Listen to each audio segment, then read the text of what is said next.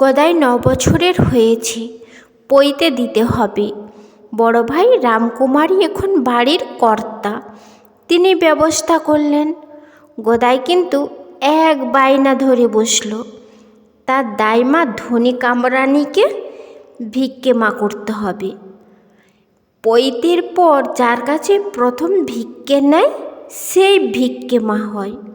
ক্ষুদিরামের পরিবার এতদিন বাবুনের মেয়েরাই ভিক্ষে মা হয়ে আসছিল, কাজেই কামারের মেয়েকে ভিক্ষে মা করা যাবে কি করে? রামকুমার বললেন, তা কি করে হবে? গদাই বলল, করতেই হবে।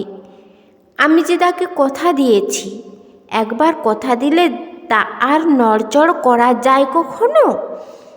গদাই যখন আরও ছোট, তখন ধনী একদিন তাকে জিজ্ঞেস করেছিল, পৈতের সময় আমাকে তুই ভিক্ষে মা করবি? গদাই বলেছিল, করব। এই হলো তার কথা দেওয়া।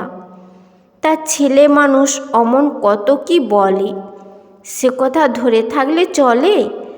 গদাই কিন্তু অটল, কথা দিয়ে কথা না রাখলে সত্য রক্ষা হয়।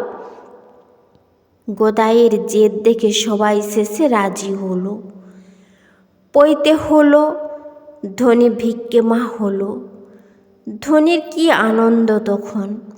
পৈতে হবার পর গদাই গৃহদেবতা রঘুবীর আর শীতলার পুজো করতে পেল। মনের মতো কাজ পেল একটা।